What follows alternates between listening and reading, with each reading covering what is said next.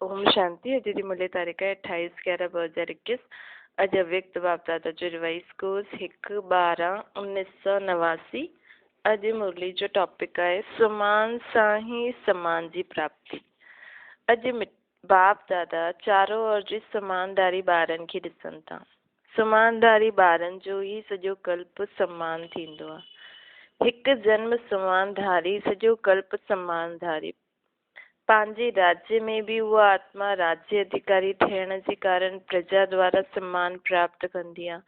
अधु कल्प भक्तनि द्वारा सम्मान प्राप्त कंदी आहे। हाणे पंहिंजे लास्ट जन्मनि में भी भक्तनि द्वारा देव आत्मा व शक्ति स्वरूप जो सम्मान ॾिसो था न, ॿुधो भी था। केतिरो सिक व प्रेम सां हाणे भी सम्मान था ॾियनि। एतिरो श्रेष्ठ भाग्य कंहिंखे प्राप्त कयो आहे। मुख्य सिर्फ़ हिकु बार ॻाल्हि जो त्याग सां केतिरो ऊचो भाग्य असांखे मिलियो आहे। कहिड़ो त्याग कयो आहे? देह अभिमान जो त्याग।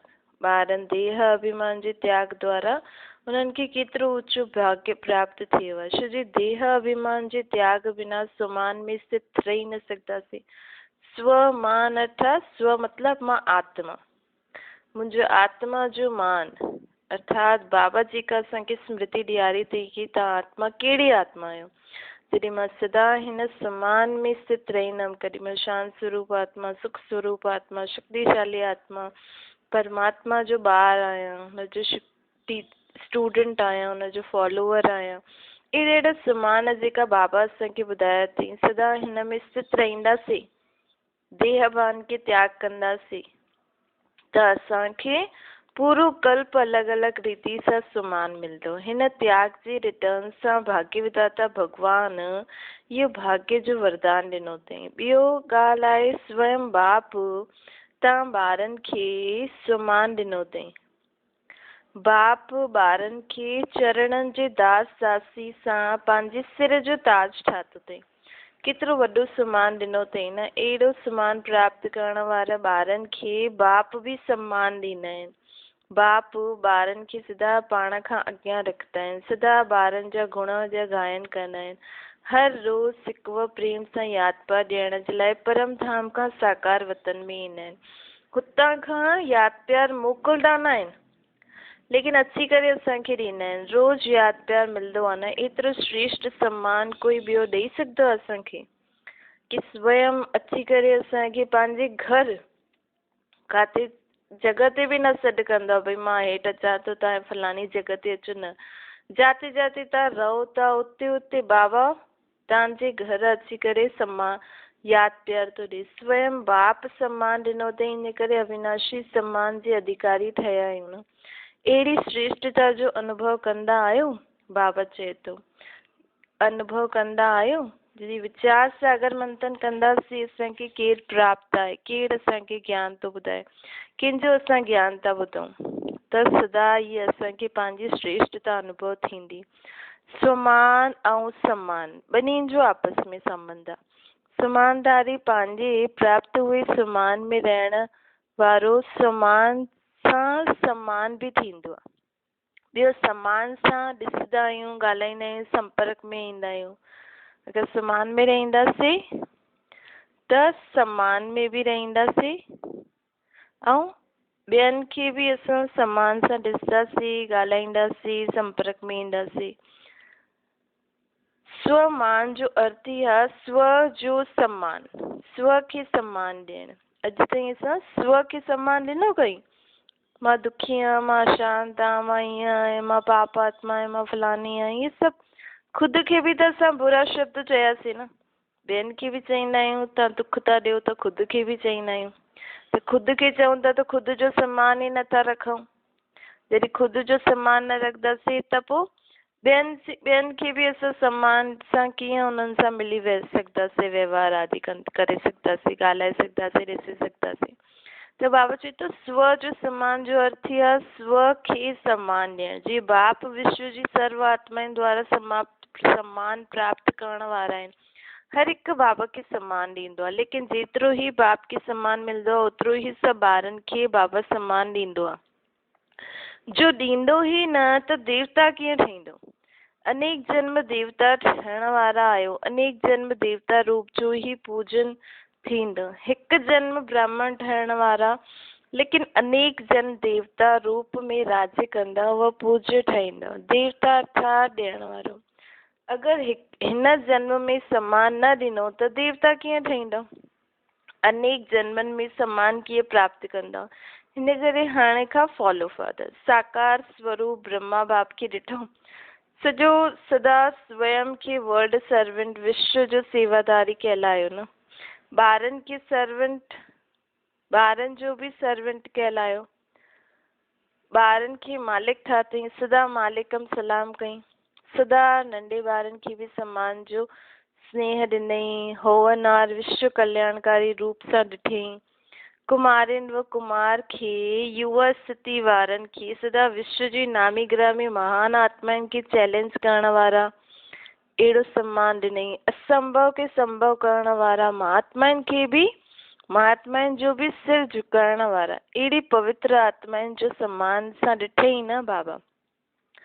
सदा पाण खे बि कमाल करण वारा, सदा पाण सां बि कमाल करण वारा महान आत्मा समझी करे सम्मान ॾिनई।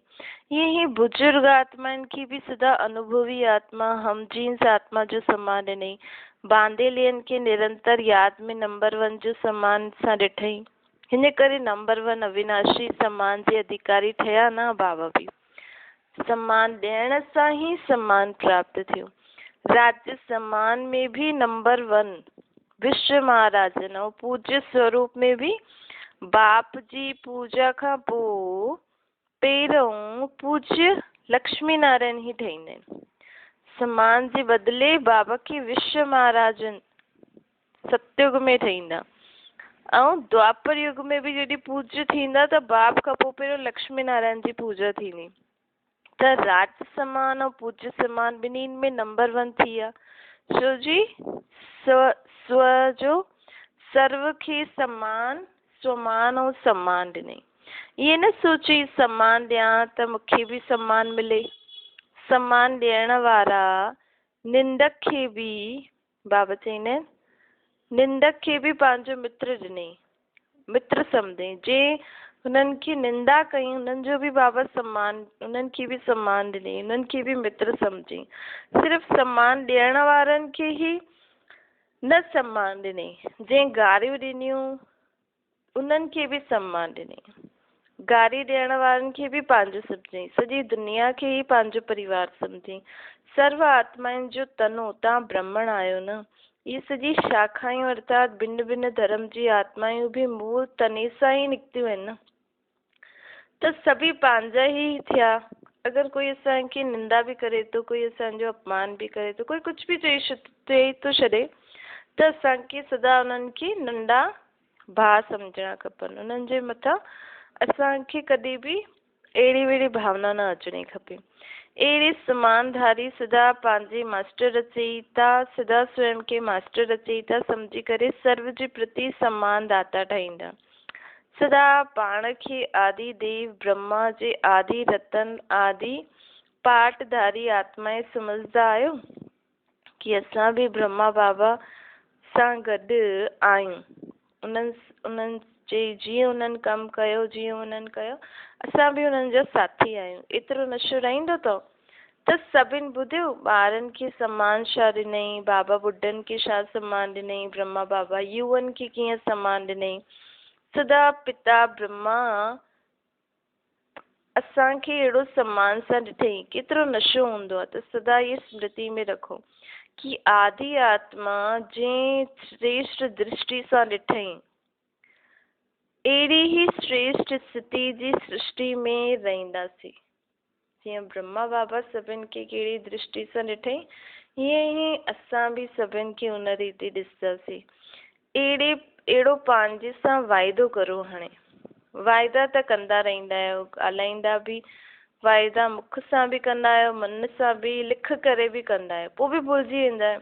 हिन करे वाइदे जो फ़ाइदो न उठाए पाईंदा। यादि रखो त फ़ाइदो बि उठाए सघो। हा भई मां इहो वाइदो कयो आहे, सम्झो अहिड़ी कोई ॻाल्हि अची बि वई, लेकिन असांखे यादि रहे कि मां बाबा सां वाइदो कयो आहे कि मां सभिनि खे सम्मान ॾींदमि, त हिन वाइदे जे कारण सदा यादि रहंदो त हुन समय असां हुन आत्मा खे बि सम्मान ॾींदासीं।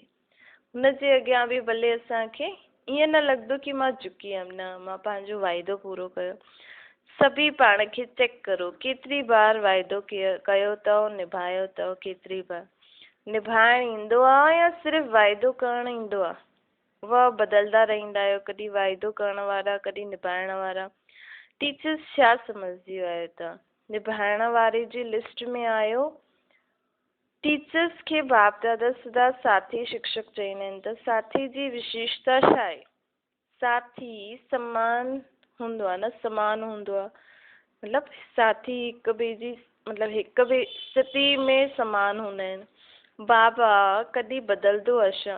टीचर्स जी वाइदो ऐं फ़ाइदो ॿिन्हिनि जो बैलेंस रखण वारी हुजणी खपनि। वाइदो ॾाढो ऐं फ़ाइदो घटि, त इहे बैलेंस न थिए, त ॿिन्हिनि जो बैलेंस रखो।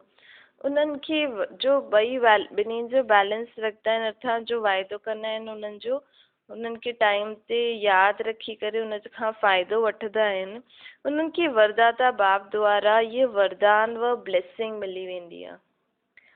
उहे सदा दृढ़ संकल्प सां कर्म में सफलता मूर्त ठहींदा आहिनि। साथी शिक्षक जो इहो ई विशेष कर्म आहे। संकल्प ऐं कर्म समान हुजे, संकल्प श्रेष्ठ ऐं कर्म साधारण हुजे थी वञे, इनखे समानता न चइबो आहे। संकल्प ऐं कर्म ॿई समान हुजनि।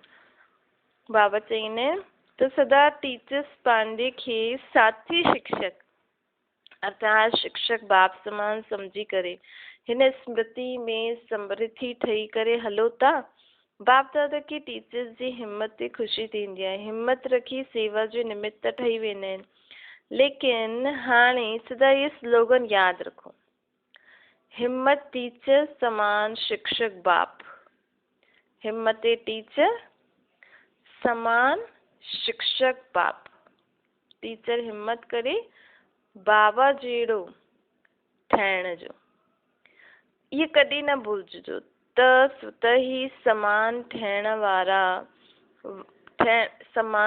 वारो जो जेको लक्ष्य आहे, बाप दादा तव्हांखे साम्हूं रखी तव्हांजे साम्हूं रहंदो, अर्थात साथ रहंदो। अगरि असां सदा ई इहे यादि रखंदासीं, अगरि टीचर सदा यादि रखें कि मूंखे बाबा जहिड़ो ठहिणो आहे, त बाबा स्वतः ई हर समय बाप दादा सां गॾु रहंदा, सामने रहंदा, साथ रहंदा। अगरि असां एतिरी हिम्मत करे करे हलंदासीं त निमित टीचर्स आहिनि, परंतु बाबा सभिनि जे लाइ थो चए, अच्छा चारो ओर जी समानदारी, सो सम्मानदारी ॿारनि खे बाप दादा नैननि जे सम्मुख ॾिसंदे हुए सम्मान जी दृष्टि सां यादि प्यार था ॾियनि, सम्मान जी दृष्टि सां यादि प्यार था ॾियनि।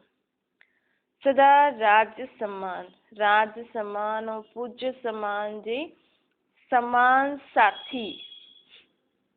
जॾहिं राज्य में अचूं तॾहिं बि बाबा जहिड़ो सम्मान प्राप्त करो, जॾहिं पूज्य स्वरूप में अचूं त बि बाबा जहिड़ो सम्मान प्राप्त करो। अहिड़े समान साथी ॿारनि खे बाप दादा यादि प्यार था ॾियनि ऐं नमस्ते बि था करनि। बिहार ग्रुप सभी पंहिंजे पाण खे स्वराज्य अधिकारी सम्झंदा आहियो? स्व जो राज्य मिलियो आहे या मिलण वारो आहे?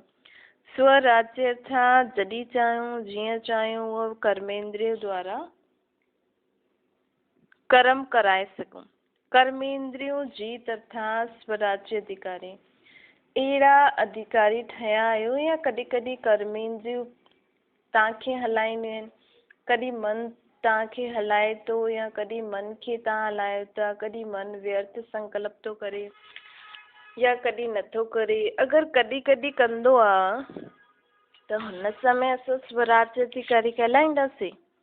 राज्य ॾाढी वॾी सत्ता आहे न, राज्य सत्ता चाहियूं, राज्य सत्ता जेकी हूंदी आहे उहो जो चाहे करे सघंदी आहे, जीअं हलाइण चाहियूं उहो हलाए सघंदी आहे। ईअं ई मन बुद्धि संस्कार आत्मा जी शक्तियूं आहिनि। आत्मा हिन टिनी जी मालिक आहे। यदि कॾहिं संस्कार पंहिंजी तरफ़ खींचनि था त मालिक थियासीं। त स्वराज्य सत्ता अर्थात कर्मेंद्र जीत, जो कर्मेंद्र जीत है वो ही विश्व जी राज्य सत्ता प्राप्त करे सकते हैं। स्व राज्य अधिकारी विश्व राज्य अधिकारी ठहींदो आहे। त तव्हां ब्रह्मण आत्माउनि जो इहो ई स्लोगन आहे कि स्वराज्य ब्रह्मण जीवन जो जन्म सिद्ध अधिकार आहे।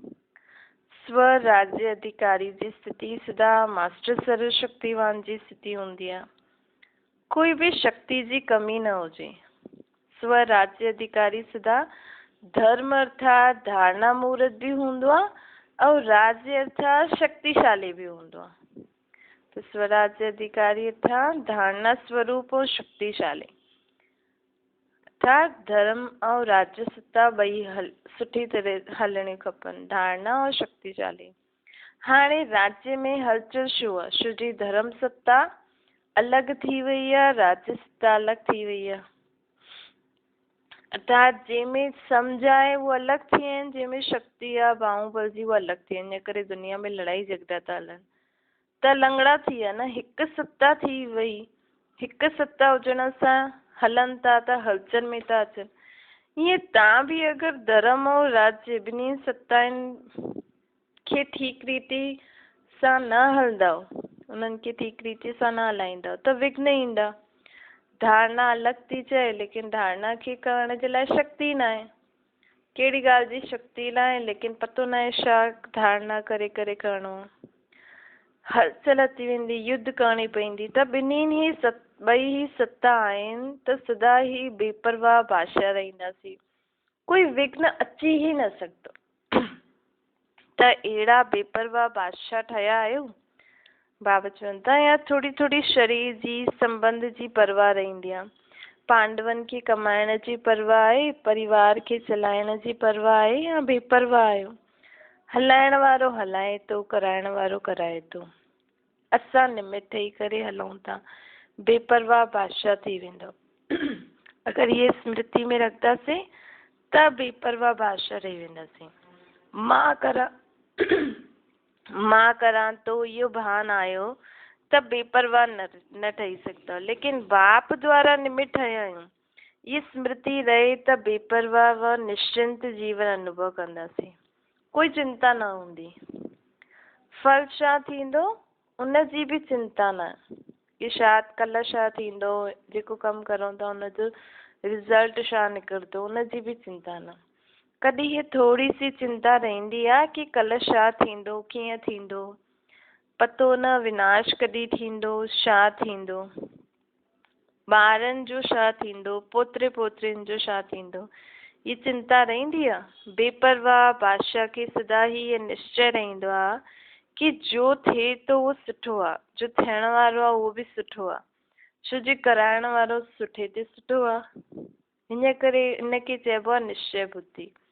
अहिड़ा ठहिया आहियो या सोचियो था ठहिणो आहे? एतिरी वॾी राजाई मिले थी त सोचण जी छा ॻाल्हि आहे? पंहिंजो अधिकार कोई छॾंदो आहे छा? झोपड़ी वारा बि न छॾंदा आहिनि। थोड़ी सी मिल्कियत बि हूंदी आहे त बि न छॾंदा आहिनि। त ये केतिरी वॾी प्राप्ति आहे न। त मुंहिंजो अधिकार ये स्मृति सां सदा अधिकारी ठही उड़दा हलो। इहो ई वरदान यादि रखो कि स्वराज्य असांजो जन्म सिद्ध अधिकार आहे।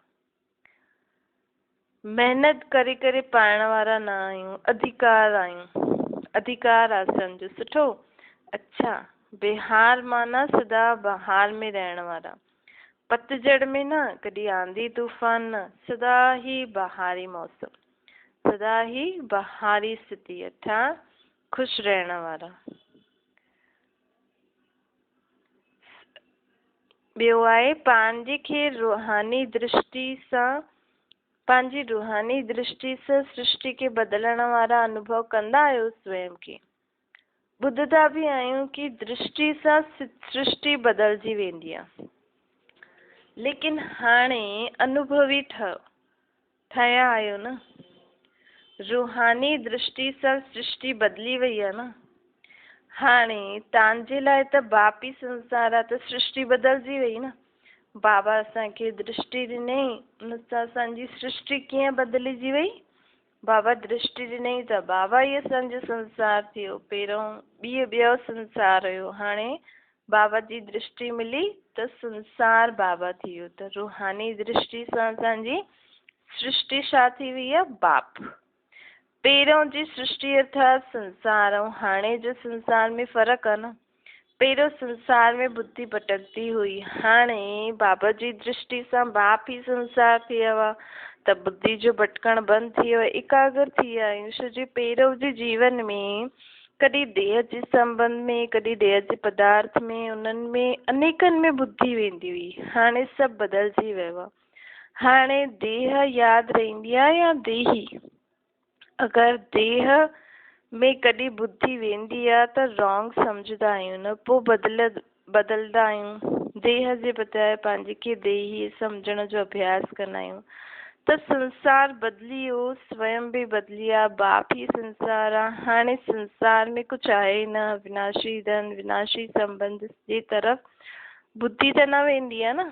हाणे मुंहिंजो कुझु आहे न, मूं वटि धन ॾाढो आहे, इहो संकल्प वो स्वप्न में बि न अचिणो खपे।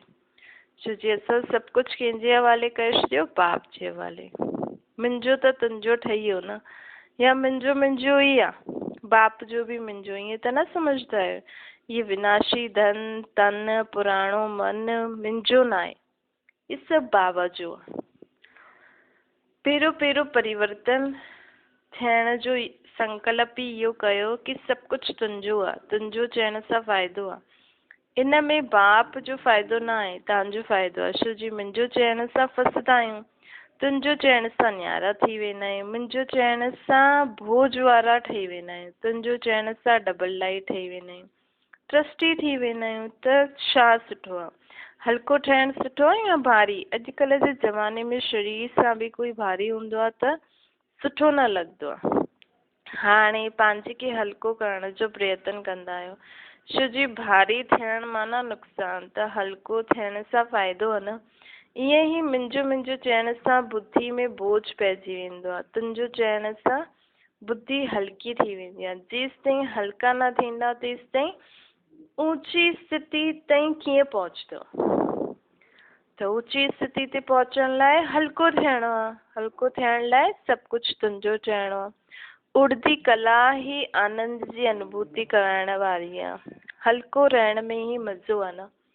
अच्छा, जॾहिं बाप मिलियो त माया हुनजे अॻियां छा आहे? माया आहे रोइण वारी, बाप आहे वरसो ॾियण वारो, प्राप्ति कराइण वारो। माया अर्थात विकार, बुराइयां, उल्टी सुल्टी ॻाल्हियूं सोचण या माण्हुनि जी ॿुधी करे फीलिंग में अचण, त हुन सां माण्हू रोईंदा आहिनि न, त हुनखे माया चइबो आहे। वरसो, बाप असांखे वरसो ॾींदो आहे। सॼे कल्प में अहिड़ी प्राप्ति कराइण वारो बाप असांखे मिलियो न हुयो, स्वर्ग में बि न मिलंदो। त हिकु सेकेंड बि भुलणो न खपे अहिड़े बाप खे। त हद जी प्राप्ति कराइण वारे खे बि माण्हू न भुलंदो आहे, त बेहद जी प्राप्ति कराइण वारे खे कीअं भुलिजी सघंदा आहियूं? त सदा इहो ई यादि रखो कि मां ट्रस्टी आहियां, कॾहिं बि पंहिंजे मथां बोझ न रखो। हिन सां सदा ई हंसदा ॻाईंदा उड़ंदा रहंदा। जीवन में ॿियो छा खपे? हसण ॻाइण उड़ण सभु प्राप्ति थी वेंदियूं त हंसदा रहंदा आहियूं न, पोइ रोईंदा न आहियूं। त इहे वरदान स्मृति में रखिणो आहे कि असां हंसदा ॻाइण ऐं उड़ण वारा आहियूं। बाबा असांखे वरदान था ॾियनि कि असां सदा हंसदा ॻाईंदा उड़ंदा रहण वारा आहियूं। इहे वरदान सदा यादि रखंदासीं। सदा ही बाप के संसार में, बाप जे संसार में रहण वारा। ॿियो कुझु आहे ही न जाते बुद्धि वञे। स्वप्न में बि न रोइणो आहे, माया रुलाए त बि न रहणो आहे, मन जो बि न रोइणो आहे, सिर्फ़ु अखियुनि जो रोइण न। त माया रुलाईंदी आहे, बाप असांखे हसाईंदो आहे। सदा बिहार माना ख़ुशी में रहण वारा, ख़ुश बहार। त बंगाल माना सदा मिठो रहण वारा। बंगाल में मिठाइयूं सुठियूं हूंदियूं आहिनि न, ॾाढी वैरायटी हूंदी आहे। त जिते मधुरता आहे हुते ही पवित्रता आहे। बिना पवित्रता जे मधुरता अची न सघंदी आहे।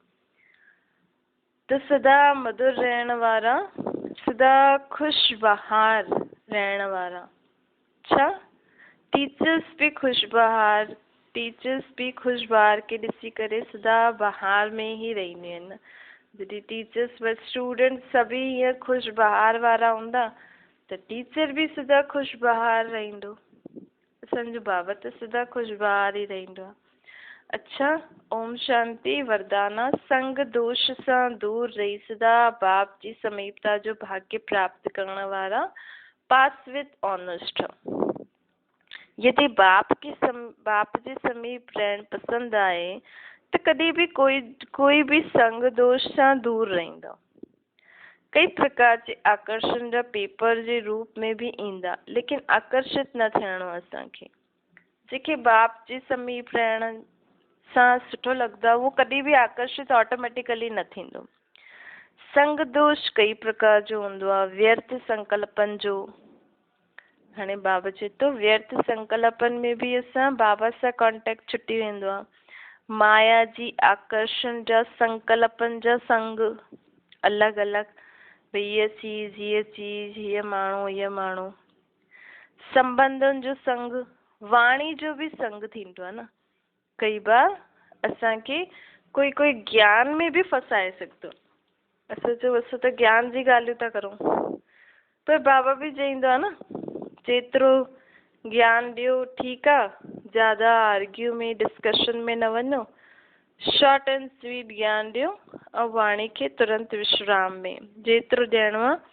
ज़्यादा कई बार असां ज्ञान में भी अननेसेसरी टॉक करे छॾंदा आहियूं, त उहो वाणी जो भी संग न हुजणो खपे। अन्न दोष जो संग, कर्म जो संग, इन सभी संग दोष सां बचण, पंहिंजे खे बचाइण वारा ही पास विद ऑनर्स थी वेंदा आहिनि। अर्थात सेकेंड में फुल स्टॉप लॻायो, निराकारी स्थिति। पास विद ऑनर्स मतलब हिकु सेकेंड भी न लॻे। बाबा चए स्टॉप मतलब स्टॉप, हिकदम निराकारी स्थिति। स्लोगन आहे हलदे फिरदे फरिश्तों स्वरूप में रहण। ये ही ब्रह्मा बाप जी